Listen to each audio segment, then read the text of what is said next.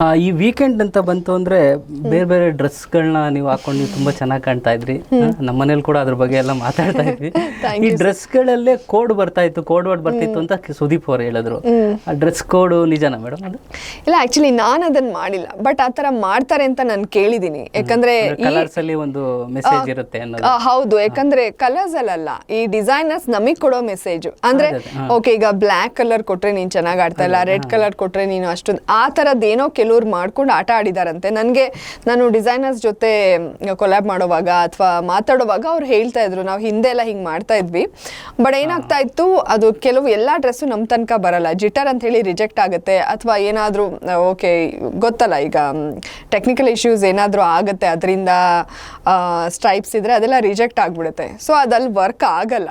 ಬಹುಶಃ ಅಂಥದ್ದೊಂದು ಇದೆ ಅನ್ನೋದು ನನಗೆ ಗೊತ್ತಿತ್ತು. ನನಗೆ ಈ ಸಲ ಡಿಸೈನ್ ಮಾಡಿದವರು ಕೆಲವರು ಹಂಗೆ ಮಾಡಿದ್ರಂತೆ ಅಂತ ಹೇಳಿದ್ದುಂಟು. ಸೊ ನಾನು ಹಂಗೆ ಮಾಡಿಲ್ಲ, ಬಟ್ ನಂಗೆ ಆಶ್ಚರ್ಯ ಆಯ್ತು ಸುದೀಪ್ ಸರ್ ಸುದೀಪ್ ಸರ್ ಹೇಳಿದ್ರು, ಅದು ನಿಮ್ಮನ್ನೇ ಪಾಯಿಂಟ್ ಔಟ್ ಮಾಡಿ ಇಟ್ಟರು. ಜನ ಕೂಡ ಅದನ್ನೇ ನಂಬಿದ್ರು ಅನ್ಸುತ್ತೆ, ಕೆಲವರು ಜನ, ಗೊತ್ತಿಲ್ಲದೆ ಇರೋ ಜನ ನಂಬಿದ್ರು. ಈ ಸಲ ಏನೇ ಕಾಂಟ್ರವರ್ಸಿ ಆದ್ರೂ ಎಲ್ಲ ಸ್ವಲ್ಪ ನನ್ನ ಸುತ್ತಲೇ ಆಗ್ತಾ ಇತ್ತು ಸರ್. ಸೊ ಅವ್ರು ಹೇಳಿದಾಗ ನಂಗೆ ಆಶ್ಚರ್ಯ ಆಯ್ತು. ಇದು ನಂಗೆ ಗೊತ್ತಿತ್ತು, ಬಟ್ ನಾನು ಏನು ಟ್ರೈ ಮಾಡಕ್ ಹೋಗಿಲ್ಲ. ಯಾಕಂದ್ರೆ ಆಚೆ ಕಡೆಯಿಂದ ನಮ್ಗೆ ಹಿಂಗ್ ಚೆನ್ನಾಗ್ ಆಡ್ತಾ ಇಲ್ಲ ಅಂದಾಗ ನಾವು ಡಲ್ ಆಗ್ಬಿಡ್ತೀವಿ. Not fair. ಹೌದು, ಒಂದ್ ವೇಳೆ ಅದನ್ನ ಮೀರಿ ನಾವು ಮಾಡಿದ್ರು ಈಗ ಡಲ್ ಆಗಿದೆ ನೀನ್ ಆಟ ಅಂದಾಗ ನಾವು ಇನ್ನೂ ಡಲ್ ಆಗ್ತೀವಿ, ಅದು ಸೈಕಾಲಜಿಕಲ್ ಎಫೆಕ್ಟ್ ಆಗುತ್ತೆ. ಸೊ ಅದ್ ಯಾವ್ದು ಮಾಡೋದ್ ಬೇಡ. ನಮ್ ವೀಕೆಂಡ್ ಅಲ್ಲಿ ಸುದೀಪ್ ಸರ್ ಹೇಳೋದ್ರಲ್ಲೇ ಗೊತ್ತಾಗುತ್ತಲ್ಲ ಹಿಂಟು ನಮ್ದು ಹೊರಗಡೆ ಏನು ಹೋಗ್ತಾ ಇದೆ ಅಂತ.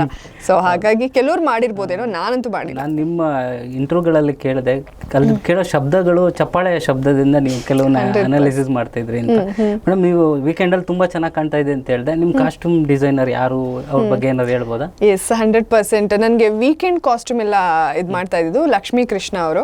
ಸೊ ಬಿಗ್ ಬಾಸ್ ಒಂದ್ ಮಂತ್ ಮುಂಚೆನೆ ಅವ್ರ ಜೊತೆಗೆ ನಂಗೆ ತುಂಬಾ ಯುನಿಕ್ ಆಗಿರ್ಬೇಕು ಅಂತೆಲ್ಲ ಮಾತಾಡಿದೆ. ಹಂಗೆ ಯುನಿಕ್ ಆಗಿ ಅವ್ರು ಮುಂಚೆಯಿಂದ ಪರಿಚಯನೇ, ಒನ್ ಇಯರ್ 2 years ಇಂದ ಪರಿಚಯ. ಅವ್ರು actually very famous Lakshmi Krishna. ತುಂಬಾ ಸಿನಿಮಾಗಳಿಗೆಲ್ಲ ಅವರು ವರ್ಕ್ ಮಾಡಿದ್ದಾರೆ, ಬಾಲಿವುಡ್ಗೂ ಕೂಡ ವರ್ಕ್ ಮಾಡಿದ್ದಾರೆ ಅವರು.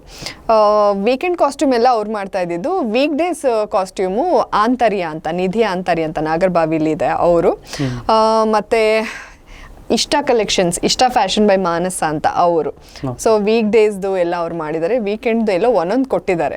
ಅದರ್ವೈಸ್ ಎಲ್ಲ ಲಕ್ಷ್ಮೀ ಕೃಷ್ಣ ಅವ್ರದ್ದೇ ಹಾಕ್ತಾ ಇದ್ದಿದ್ದು. ಅಲ್ಲ, ಈ ಸರಿ ಸೀಸನ್ ಅಲ್ಲಿ ಹೆಚ್ಚು ಕಾಸ್ಟ್ಯೂಮ್ ಅಲ್ಲಿ ತುಂಬಾ ಚೆನ್ನಾಗಿ ಕಾಣ್ತಿದ್ದೀವಿ ನೀವೇ ಅಂತ.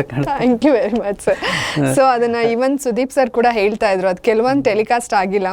ಸುದೀಪ್ ಸರ್ ನನಗೆ ಹಂಗೆ ಕೇಳೋವಾಗೆಲ್ಲ ಹೇಳ್ತಾ ಇದ್ರು, ಏನ್ರಿ ಒಂದ್ಸಲ ಸ್ಪೈಡರ್ ಮ್ಯಾನು, ಇನ್ನೊಂದ್ಸಲ ಸಿಂಡ್ರಲ್ಲ, ಏನ್ ನಿಮ್ದು ಬಟ್ಟೆಗಳು ಎಷ್ಟು ತಗೊಂಬಂದಿದ್ದೀರಾ, ಎಷ್ಟು ಇನ್ವೆಸ್ಟ್ ಮಾಡಿದ್ರಾ ಅಂತೆಲ್ಲ ಅವ್ರು ಕೇಳಿದ್ದು ಉಂಟು ಪ್ರೋಗ್ರಾಮಲ್ಲಿ. ಅದೆಲ್ಲ ಟೈಮ್ ಡ್ಯೂರೇಷನ್ ಇಂದ ಕಟ್ ಆಗಿರುತ್ತೆ. ಇನ್ನು ಸಮ್ ಟೈಮು ಯಾವುದೋ ಒಂದು ಕೆಲವು ಆಟ ಆಡಿಸ್ತಾ ಇರ್ತಾರೆ ಟೀಮು, ಈ ಮನೆ ಗೋಡೆ ಮೇಲೆ ಎಷ್ಟು ಚಿತ್ರಗಳಿದೆ ಹೋಗಿ ನೋಡ್ಕೊಂಬನ್ನಿ, ಅಥವಾ ಇದಿದೆ ಆ ಕಡೆ ಬೆಡ್ರೂಮಲ್ಲಿ ಎಷ್ಟು ಡೋರ್ಸ್ ಇದೆ, ಆ ಥರದ್ದೆಲ್ಲ ಗೇಮಲ್ಲಿ ಜಾನ್ವಿ ಹತ್ರ ಎಷ್ಟು ಜುವೆಲ್ಸ್ ಇದೆ ಅಂತ ಅಂದಿದ್ರು. ಯಾಕಂದ್ರೆ ಅದ್ ಲೆಕ್ಕ ಹಾಕಕ್ಕೆ ಆಗಲ್ಲ, ಅಷ್ಟಿದೆ ಅಂತ. ಸೊ ಆ ತರದೆಲ್ಲ ನನ್ಗೆ ಓಕೆ ಅಂದ್ರೆ ತುಂಬಾ ಇತ್ತು ನನ್ನ ಹತ್ರ ಆರ್ನಮೆಂಟ್ಸ್ ಎಲ್ಲ. ಅಂದ್ರೆ ಚಿನ್ನದಲ್ಲ, ಎಲ್ಲ ಆರ್ಟಿಫಿಷಿಯಲ್. ಸೊ ಅಂದ್ರೆ ಓಕೆ ಸರ್ ಡ್ರೆಸ್ ಬಗ್ಗೆ ಮಾತಾಡ್ತಾರೆ, ನನ್ನ ಹತ್ರ ಇರೋ ಆರ್ನಮೆಂಟ್ಸ್ ಬಗ್ಗೆ ಎಲ್ಲ ಮಾತಾಡ್ತಾರೆ ಅಂದ್ರೆ ಓಕೆ ನೋಟಿಸ್ ಮಾಡಿರ್ತಾರೆ ಅವರು ಅಂತ ಅನ್ನಿಸ್ತು ನನಗೆ.